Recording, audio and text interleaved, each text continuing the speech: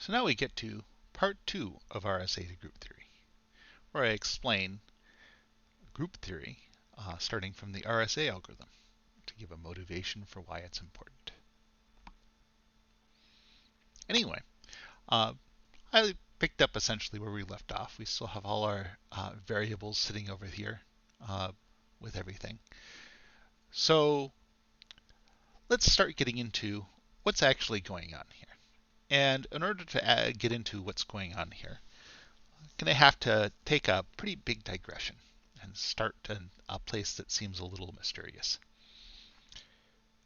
The important thing is to understand why the -1 was given way previously when we were trying to come up with the uh, secret exponent way back up here someplace. Like here, we're coming up with our secret exponent. Why did we give the -1s there? That's the ultimate goal of this explanation. I'm just going to start someplace a little odd. So let's talk about. I have this nice thing called print group table. So let's talk about. Let's say we have the numbers from 0, 23. Because that's one of our secrets, right? One of our secret primes is 23.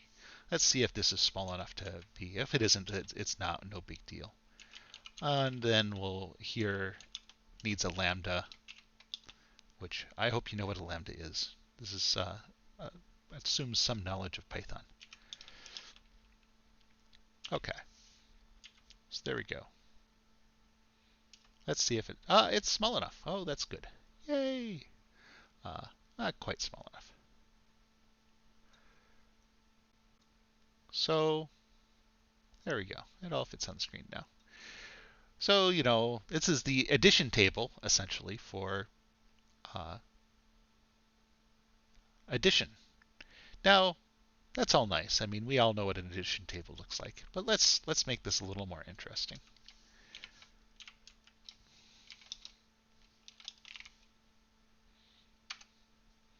Here's a different addition table. This is mod 23.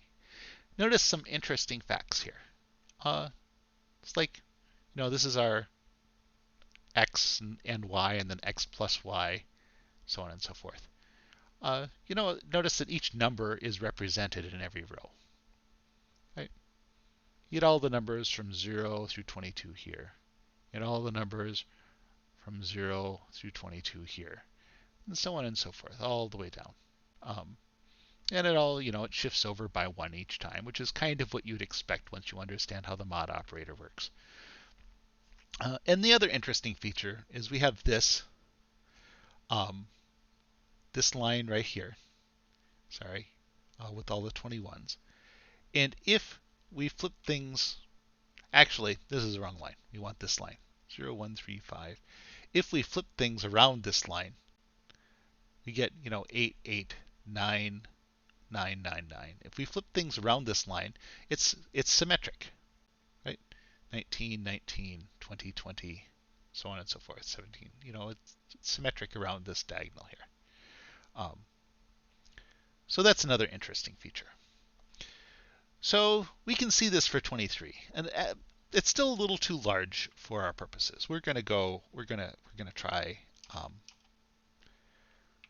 7. 7 is a nice small number here. Oh, sorry, 0 to 7. And this, of course, is 0 through 6 because range doesn't include the last element in the range. Part of the standard way ranges are handled in almost every programming language because of a paper that Dijkstra wrote a long time ago that was very wise and smart. So there, range 0 to 6, 0 through 6. And yeah, you can see all these features still. Blah blah blah. The diagonal is clearer here because it's more of a diagonal because there's not 2 digits in every single thing. And you can see that it's symmetric about the diagonal. Okay, well that's very interesting. Let's for various reasons we're going to pick 14 here, which is still going to be large and it's still going to have the double-digit problem. But I have a reason for picking 14. Okay, so 0 through 13. Addition looks exactly like you'd expect. But now we're going to go for multiplication. Let's see what the multiplication table looks like.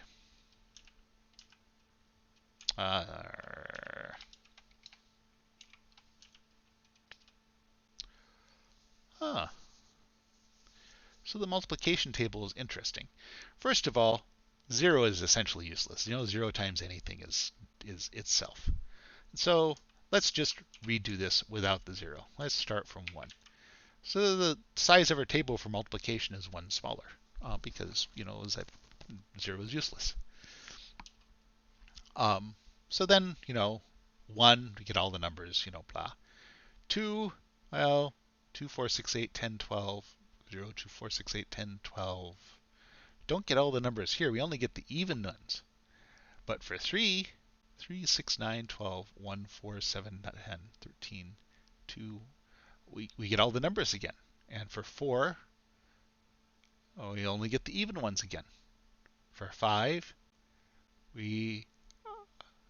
looks like, yeah, we get all the numbers in here again. All the numbers from 1 through 13. For 6, only get the even ones.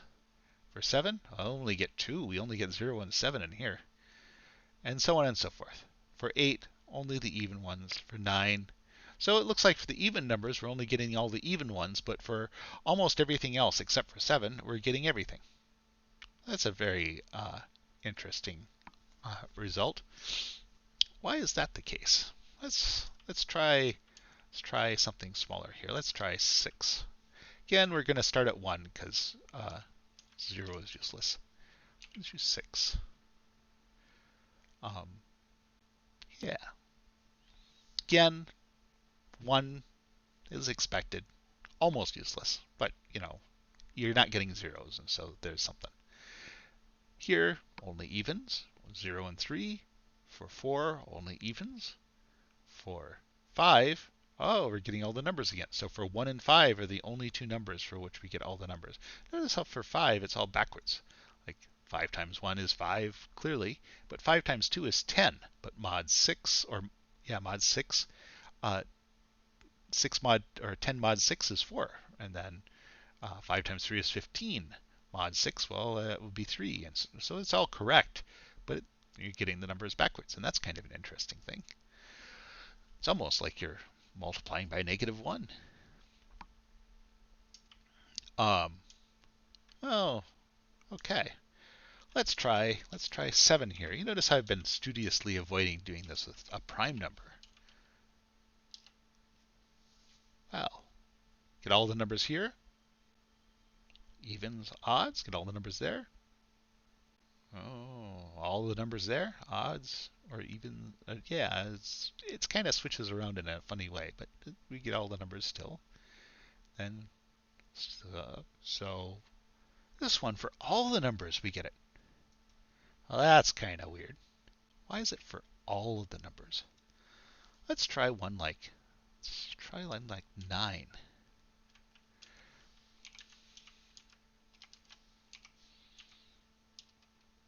Oh. So get all the numbers here for 1. Get all the numbers here for 2. Yeah, for 3, kind of switches around between 3 numbers. We don't get all the numbers. For 4, well, 4, 8, 3, 2, well, we're getting all the numbers again. For 5, getting all the numbers again. 6, switching around between 3 again. 7, all the numbers again. For 8, we're getting all the numbers again, and again, they're backwards. Interesting. So, let's come up with a theory. Like, is there any feature that the rows in which we get all the numbers have that's different from the rows in which we don't get all the numbers? Well, let's see here. For 6 here, we only got all the numbers for 1 and 5. For 14 here, we got all the numbers for almost everything except for, well, any row that was even, we didn't get them. And for 7, we didn't get them. But otherwise, we got all the numbers for all the other rows. Oh, well, maybe it's that this number and this number share a common divisor. Like 9 is divisible by 3 and 3 is divisible by 3. And 6 is divisible by 3 and 9 is divisible by 3. And so that's why we're getting that. And that fits this 14 here too. Like 2, any even number has 2 as a divisor, and of course 2 divides 14. So there all the even numbers share a common divisor with 14. And then of course 7 also shares a common divisor with 14. So yeah, that fits. So all the numbers, and then that explains why the prime one works so well for all of them, because the definition of prime is that there's no number less than it that divides it. I mean, there's no number that divides it except for 1. 1 doesn't really count here. So 1 in itself, and of course itself doesn't even appear.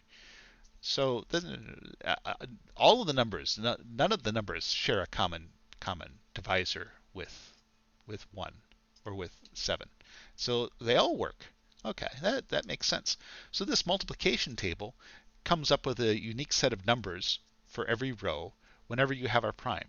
When you don't have a prime, well, it comes up with a unique set of numbers for for any row in which it doesn't share a common divisor with the modulus thing here.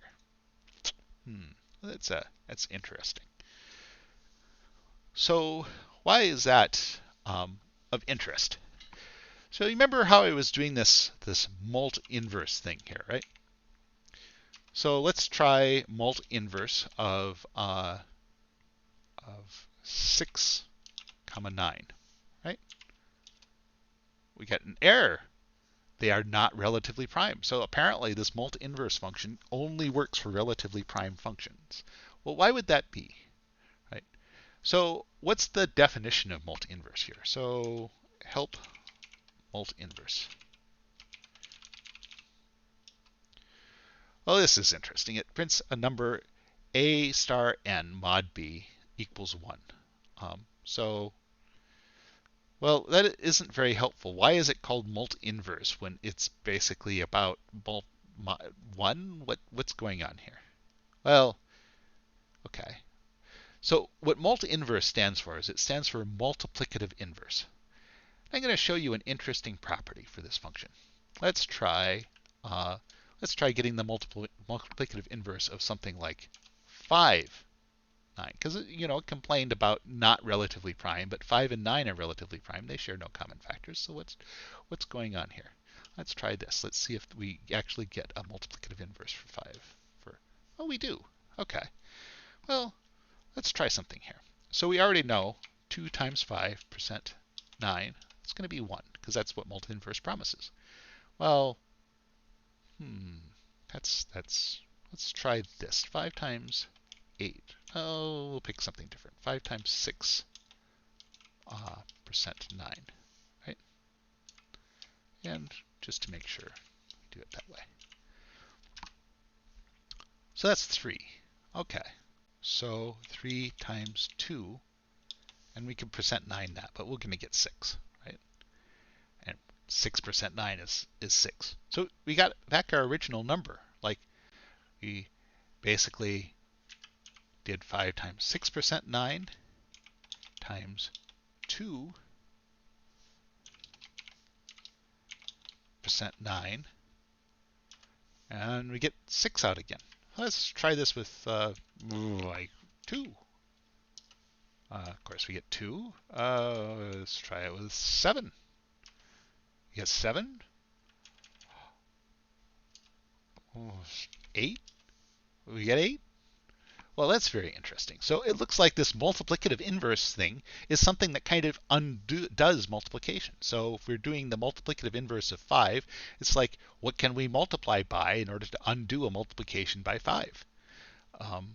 We can multiply by 2. That's the answer. So this multiplicative inverse is giving us something that's essentially a number that we're multiplying. It is kind of like dividing by 5. That's interesting. So why wouldn't that work? Like, why can't we get a multiplicative inverse for 6? Well, let's look at this. You know, look at the row for 6 here. 630, 630. Suppose we did 6 times 6. We get 36, right? 636 mod 9 is 0. Well, because, 9 times 4 is 36, right? So if we had 0, how could we tell what we started with? Did we start with, did we start with 6? Or did we start with 3? It's like 3 times 6 is 18. Mod 9 is 0. I mean, so this table's right. If we started with 0 and we want to get back what happened after we multiplied by 6, it's nearly impossible to do. Like, in fact, it is impossible because we don't know whether we got 3 or 6 as a result. You don't know whether we started with 3 or 6. We could have started with either. And the same if we had 3 as a result. Like, did we start with 2? Did we start with 5? Did we start with 8? We can't tell. And so it's impossible to invert multiplication by 6 mod 9 because it doesn't give a unique answer. That means something really interesting for the prime numbers, right? It means that for the prime numbers, every single number less than the prime, so basically every single number, has an inverse. Where that's not true for numbers like 9 that are composite, or numbers like 14 that are composite. Some of the things don't have multiplicative inverses. Like 5 does, but 6 doesn't. Oh, okay, that's interesting. So, and that also shows a really interesting thing, which is that it's possible to, in fact, invert multiplication by multiplying again, at least as long as you're doing this mod thing. As long as you're doing this mod thing, you can invert multiplication for some numbers anyway. At least if the number is relatively prime with the mod, which of course, if it's a prime number, every number is relatively prime with the mod factor. Oh, that's an interesting fact. Let's look again at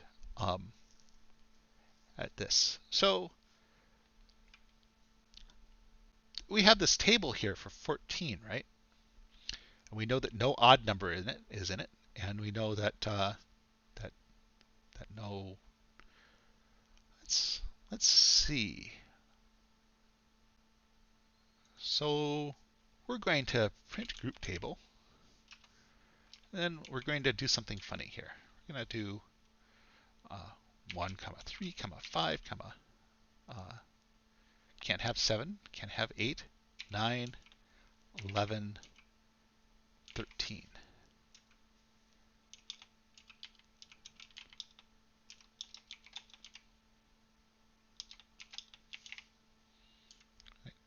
So those are all the rows for which we had the full set of numbers. Those are all the invertible ones.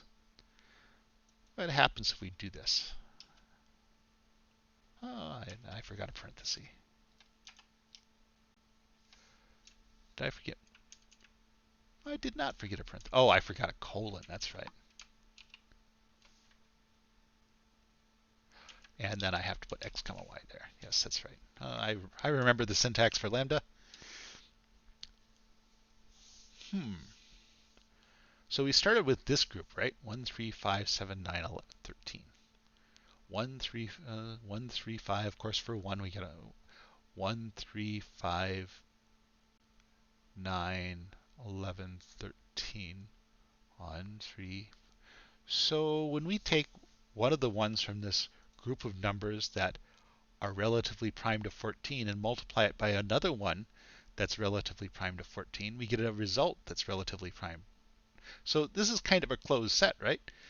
Any of these numbers times any of the others yields another number within this set. Well, that's a very interesting result. Right? So we could have a table for 14 in which every row has all the numbers, but we have to restrict ourselves to the set of numbers that are not relatively prime to 14. Huh, interesting. So let's get into the nitty-gritty of how this multiplicative inverse function works, right? How do we mysteriously get this 2 out here when we ask, what's the multiplicative inverse of 5 mod 9? When we get 2, how does that happen? Well, it's a interesting algorithm here. Here's the algorithm that's being used, and here's the explanation for it. So we're going to start with a simpler algorithm. I'm going to start with an algorithm that we call, back to the Python console here. And actually, I'm just going to make this bigger. There it is. Okay. So this is called extended GCD, right? And it says return tuple t with 3 elements such that t0 times x plus t, and I actually made a mistake here. This needs to be it's not a mistake in a comment, a documentation, so it's not that big of a deal, but still, it's a mistake. So t sub 0 times x plus t sub 1 times y equals t sub 2. And it says returns a tuple 3 with the 3 elements such that this is true. And then t sub 2 will either be 0 or 1. If it's 0, then x and y are not relatively prime. And if it's 1, then they are. And then it says this makes use of Euclid's algorithm for finding the GCD. GCD in this case stands for greatest common denominator. And I should probably make that explicit in this comment.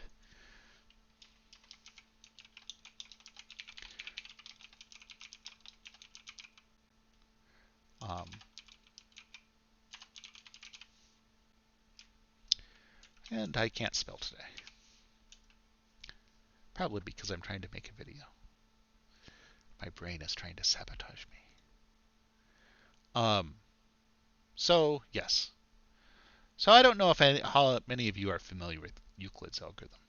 But let's take 2 largish random numbers, 678 and 532, right? And we know those numbers share at least one common factor because they're both even, so they both share 2 as a common factor. Let's try doing this. We'll say A equals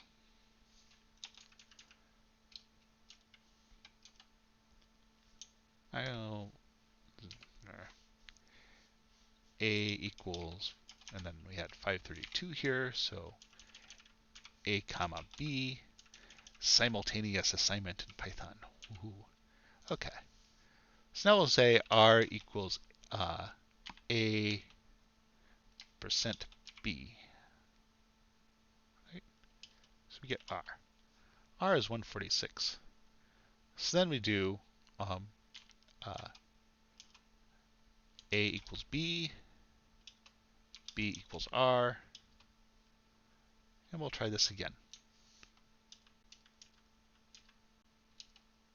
We get R here again, 94. Okay. So let's do this again. A equals B, and A and B have moved on, So A equals B, and we'll do our simultaneous assignment trick here as well. Right,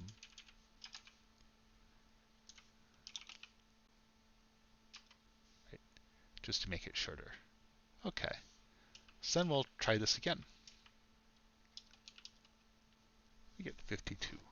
So you notice how R is getting smaller and smaller, right? It was 94, now it's down to 52. And then A comma B comma R, they're all getting smaller. So we'll do a nice simultaneous assignment trick here. Then we'll do, it's R this time, it's 42. And we do, actually I'll just print out A, B, and R this time. We get 42. Okay. And simultaneous assignment. Then R equals A% B, and then ABR 10. Okay. And we do this again.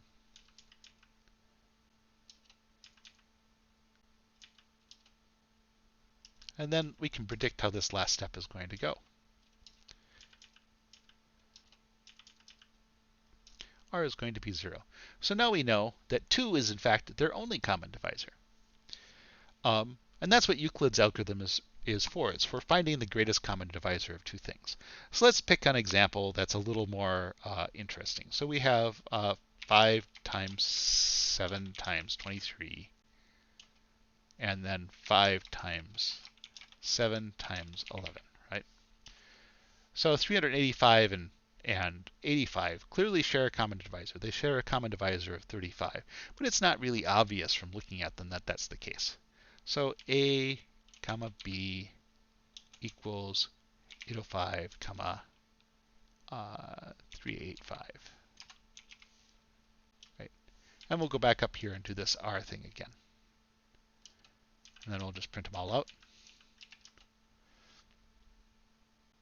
Then AB equals BR. But notice how you immediately got to the greatest common divisor being 35, like showed up immediately. So what's going on here? So suppose you have this block here. We have something that's 2, and then,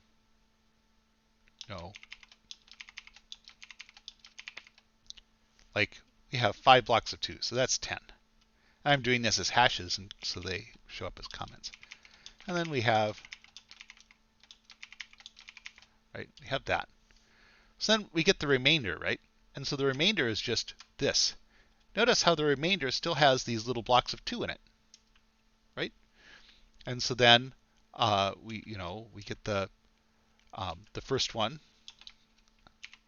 which was the smaller of the 2, right? And look at the remainder again, and this one shows up. This block of 2 here shows up twice. Bloop, bloop, bloop, bloop. And then we get this remainder block of 2. Right? And so then we get the remainder, and that's the answer. And then that divides the smaller block evenly, right? Because we have 2 pounds. And so that's what's going on here. Like when you have a number that divides both of them, the remainder is going to also be divisible by that thing that divides both of them. And so what you're doing by getting the remainder all the time is you're just chopping it down to size until eventually the only remainder you're left with is the thing that divides both of them. And then the final step is you end up with a remainder of 0. And so that's Euclid's algorithm. Now, if there are 2 numbers that don't have a common divisor, of course, Euclid's algorithm is always going to get to 1 before it gets to 0. But if they don't have a common divisor, or if they do have a common divisor, then Euclid's algorithm will jump directly from the common divisor down to 0 as it divides out. And so that's Euclid's algorithm. Now, we're interested, though, in sort of like what did we have to multiply these two by in order to figure everything out, right? And so that's where this extended Euclid's algorithm comes into play here. Right? And so the extended Euclid's algorithm is basically Euclid's algorithm. But we kind of start with this. We try to treat these things as sort of these equations. And so here we're doing 23 and 15. So we represent 23 as 1 times 23 minus 0 times 15 is 23. And we represent 15 as 1 times 15 minus 0 times 23 is 15. And then we find out how many times does 15 go into 23? It goes in once. So then we take the equation for 23, which is 1 minus 1 times the equation for 15, which is just the equation for 15, equals this, 1 times 23 minus 1 times 15 because it's minus everything here in the parentheses. The 0 doesn't count. So then the remainder is 8. And so this is our new equation for 8. So then we do this over again, like Euclid's algorithm would then take 15 and 8, right? So the equation for 15 is 1 times 15 minus 0 times 23. And then the equation for 8 is, this 1 times 23 minus 1 times 15. And 8 goes into 15 once with a remainder of 7. So this minus that is 2 times 15, because 1 times 15 minus negative 1 times 15 is 2 times 15, minus 1 times 23 is 7, which checks out. Like 2 times 15 is 30, minus 1 times 23 is 23. You get 7. 30 minus 23 is 7. So then we have 8 and 7 here. So then the equation for 8, 1 times 23 minus 1 times 15, minus the equation for 7, 2 times 15 minus 1 times 23, equals 2 times 23. So 1 times 23 minus 2, and then negative 1 times 15 minus 2 times 15 minus 3. So let's check 2 times 23 minus 3 times 15. So 2 times 23 is 46. 3 times 15 is 45. We get 1. So there, we found our 1. And we stop when we get to 1 because that's what we're interested in. We're looking for the 1. If we get any other number as the end result, then we've discovered a case where they have a common factor, and so there's no multiplicative inverse possible. So we stop when we get to either 1 or 0. If we get to 0, again, no multiplicative. If we get to 0 before we get to 1, that means that they are not relatively prime. They do have a common factor. And if we get to 1, that means they don't have a common factor, and we've just discovered sort of the multiplicative inverse, like the multiplicative inverse for 15 mod 23, for 15 mod 23 is 13, and the multiplicative inverse for the multiplicative inverse for 23 mod 15 is it's 13. This is difficult to keep in your head precisely exactly what is the multiplicative inverse of what once you get all down to it. But you can see how this would kind of allow you to calculate it. And that's one of the reasons why I wrote this function, is because once you figure it out once, then you write it down in a function so you don't have to worry about it again. And I know enough about how this works that I could write the function again if I wanted to. There would be some trial and error and fiddling around with exactly what is the multiplicative inverse of what and what needs to be inverted and all of that in order for this to work. But I know the basic idea well enough that I could write it again if I wanted to. And so that's what this is all keeping track of. This is kind of keeping track of all of the different coefficients in the two equations and sort of moving them around as it does. It's probably not the most efficient way to do it, but that's what this function is doing. And then here's another example here where you have 23 and 16, and it works out a little bit differently, but the same basic principle applies, right? This is just an artifact for the type annotations, which allow IDEs to do a good job of telling you whether you've passed the right things to functions or not. Also, if you have a version of Python that can do type checking, it can tell you that you've done something wrong long before your program fails. And so diagnose errors more quickly. Having types in your interfaces makes them tighter, makes it clearer to people what you're supposed to be passing in. Like, there's a whole lot of reasons to do type annotations. But they're a little messy, and they're kind of a new thing in Python. So this print group table, Then multiplicative inverse here. So what multiplicative inverse does is it gets the results out of this, out of this extended GCD, the A multiplier, the B multiplier, and the common divisor. I don't know why I called it G. And then if G is 0, then, well, they have a common divisor. And so then A and B are not relatively prime and it complains. Otherwise, it returns AM if AM is greater than 0, else B plus AM, which is yes, to account for ways in which the multiplicative inverse function can end. And the goal is to return a number n such that A star n mod B equals 1.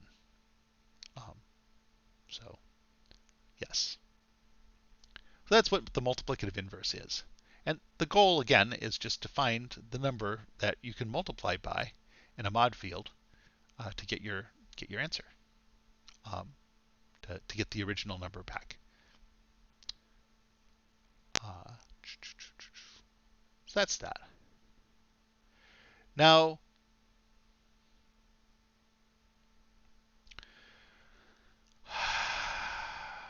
we come to the curious thing of why did we get this out? That's a interesting question. So remember how the GCD algorithm, the Euclid's algorithm, how it worked by sort of chopping things down, and the remainder was always divisible by the same thing that both of them were divisible by, because of the way these blocks chopped each other down, right? So if you think about that, there's a corollary to that, whereas if the numbers don't have any common divisors, then there's no way that you can sort of combine them in a way to create a number that has that as a common divisor. So all of these numbers share no common divisors with 14. And so whenever you multiply them together, you're not going to suddenly get a number that has a common divisor with 14. You're going to get some other number that doesn't have a common divisor with 14. And so there's only a limited set of such numbers. It has to come from this set. So any of these two numbers times each other must result in a number that's also from this set, because this is the set of all numbers that have no common divisors with 14.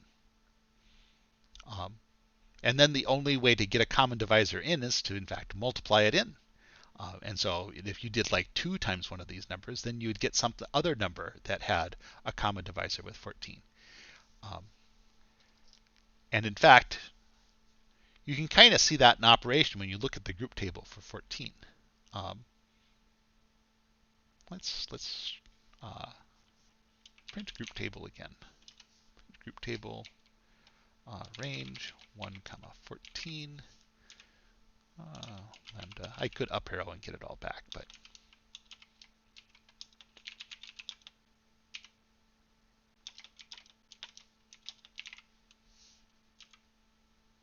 oh yes, lambdas do not have a return statement in them. Okay. So you look here for 2. Notice how whenever you're multiplying it by anything, no matter what it is, like 5, for example, the result shares a common divisor with 14. In fact, it shares 2 as the common divisor with 14. The same for 4. It's always 2 that it shares. Like 6, it's the only number that it shares. It's only 1, 2. And 4, of course, has 2 2s, but it doesn't really matter. It's the 1, 2 that matters. And so the same for 7. There's only 2 common numbers that share a common divisor, and 0 is kind of a weird special case. 0 is essentially 14. And that's the other thing that you can kind of think of this as. Whenever you're multiplying by something that shares a common divisor with 14, well, 14 is kind of like 0. Like if you do, 14% 14, that's 0, right? So 14 is kind of like 0. And so in a certain way, you're kind of multiplying by 0 when you're multiplying by something that shares a common divisor with 14. And so that's the other reason why, that's another way to think about the reason why you can't invert if you're multiplying by a common divisor, is that the common divisor in a certain sense is kind of equivalent to 0. Um, and so you can kind of see that here. You get 0 out, which is not part of our set at all. It's not part of our input set. And so, yeah. And that's true for all of the ones. Like 2 also has 0 in there someplace. You'll find that true for all the ones that have a common divisor. There's always going to be a 0 in there someplace, which again is not part of our set. So, okay. So why do we care about these things? Like, what's this got to do with groups? So a group is has an official mathematical thing. And a group is defined as a set, and I'll just print this here, set, an operation on elements of that set,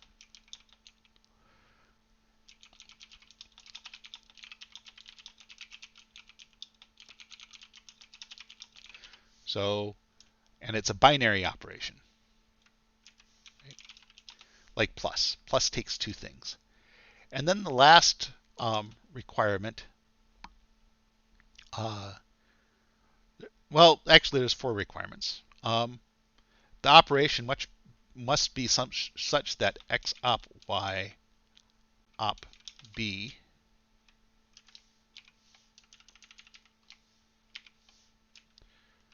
we're gonna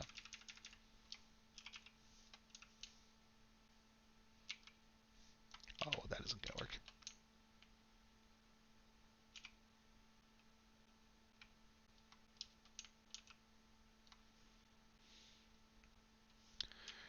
And then we're going to make all of these things their own separate line here.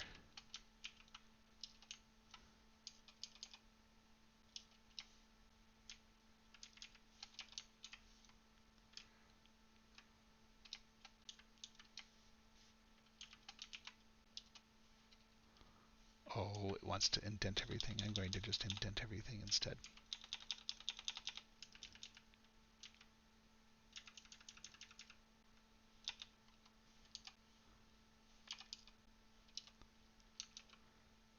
Haha. Oh, the vagaries of how this stupid thing works. So we'll just do that.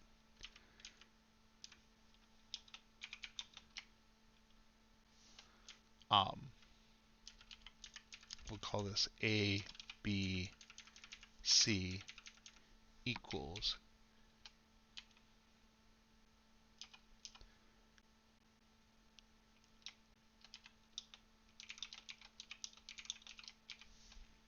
so the operation must satisfy that quality. And then the last thing the operation must satisfy is there must always, for any A, there must be an X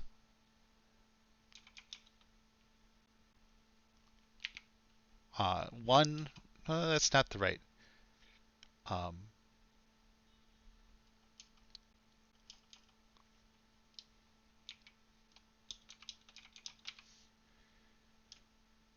So there must, for any A, there must always be an X such that A op B, A op X op B equals B.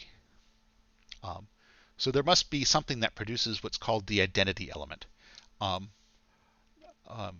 Another way of the identity element tends to get called in books. It tends to get called E for some reason or other. So another way to say it is there must always, for every A, there must be an X such that E equals A op X. That's another way of stating the same thing. Where E is the identity element, whatever that is.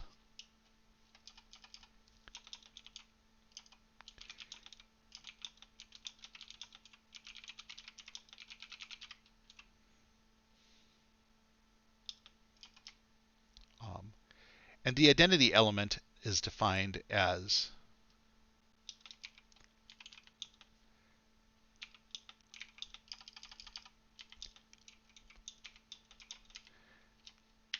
is that A, whatever A happens to be, A is a member of the set, and B is a member of the set. Or, so for any member of the set, there is some other member of the set where A op E is equal to the original member of the set. And A could be a stand-in for anything. So we'll call it X. X op E equals X. So for any member of the set, any X, op the identity element, you always get X back. So like 1 in multiplication. Because 1 times anything is itself, right? And for addition, it would be 0. So that is what a group is. A group is a set and a binary operation on elements of the set that produces elements of the set. And then A op B op C equals, the associative property. It doesn't matter exactly what order you do these operations in. You get the same result. Now, notice that this is not the same as saying A op B equals B op A. That's not quite the same thing. That's the commutative property. And groups do not have to have the commutative property, even though all the groups that we've looked at so far have had the commutative property. But that is not required for something to be called a group. And in fact, is not required to make the RSA algorithm work. But this is required for something to be a group, the associative property. And then A op X, and I should have put op B here, not times. It's traditional in group theory. What am I doing here? Here. There. We'll just do it that way. It's traditional in group theory to call the operation star or plus or something, depending upon whether the resulting group has more of the qualities of plus or star. But star tends to be the default one, because sometimes you have groups for things that don't have math, that aren't relatable to numbers in a direct sense at all. For example, the group of rotations of a triangle, rotations and flips of a triangle. That group doesn't really directly correspond to numbers precisely. And so there's no reason to use plus or star, but so star tends to get used for compositions. Like if you have a composition of 2 rotations, then you use star to describe the act of compositing those 2 rotations. So star tends to be the default, or multiplication tends to be the default. But yes. So that's why print group table here. If we look at print group table, notice how it takes a set of things, the range of numbers from 1 through 14, and then it takes an operation. In this case, the operation is x times y mod 14. But it isn't printing out a group, because if you notice, these ones where there's a 0, well, 0 isn't part of the input set. So this can't be a group because the operation occasionally results in things that are not part of the input set. So for that reason, this is not actually a group. But if instead we did, let's go for 7.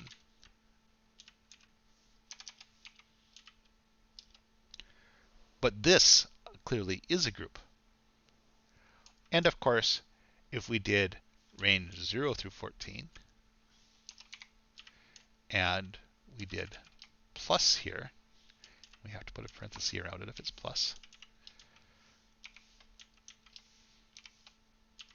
Right? This, again, is a group. It has an identity element. In this case, the identity element is 0. And every row has every number. And every time you do the operation, you always get another number from the original set. It's always in the range 0 to 14. This is a group.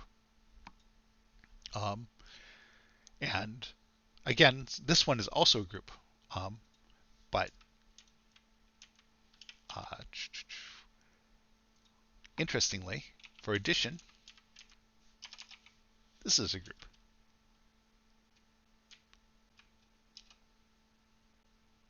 Right? But for addition, that is not a group, because you notice how 1 plus 6 is 0, which is not part of the input set. So this is not a group because these zeros. There's also no identity element. There's no element such that whenever you take that element with another element, you get the same thing back. Like 1 plus 1 is 2, which is not 1. And then, you know, 2 plus 2 is 4, which is not 2. And yeah, so 3 plus, just you aren't getting the same number back. In fact, there's never an identity element present in any of these rows. Like 3 plus, there's nothing that you can add 3 to get 3. So there's no identity element. So yes, definitely not a group. So why is it important that things be a group? Well, so let's go back to this one example here that we had of all of these numbers, this bizarre set of numbers here. Right? Notice how this is a group because every single time you put these two numbers in, you get an output that's also within the group. And there's an identity element. 1 is part of a member, and 1 times anything, and then 13 is a member, and so on and so forth. So one of the interesting things about what a group is the reason why mathematicians came up with it is it was kind of a way to sort of think about algebra in an abstract way. Like algebra had originally been thought of as sort of like putting in variables in your equations that you were doing for plus and multiplication and all of that stuff. And then, you can solve for the variables and you manipulate the equations in various ways and move the variables back and forth and all of that. So, somebody then sat down and thought, okay, what are all the properties needed for algebra to work? And they came up with a whole range of different things. And so groups are kind of at the very low end of what's required for most of algebra to work. It doesn't have the commutative property, and of course there's not two operations. Like algebra, you have addition and multiplication, right? And in groups, you only have one operation. And so it's a very abbreviated form of algebra, but a lot of algebra works on groups. And so they're a very useful concept because what you're describing is sort of an abstract set of things that the laws of algebra work on, the rules of algebra work on. And so all of your intuitions about algebraic equations are true. In fact, the groups that I've been showing you here are really powerful. They are not just groups. There's a whole hierarchy of classes of things. There's groups in which the commutative property is true. A times A operation B equals B operation A. And then there's groups where there's a generator, you have a ring. And then there's groups in which you have two operations. You have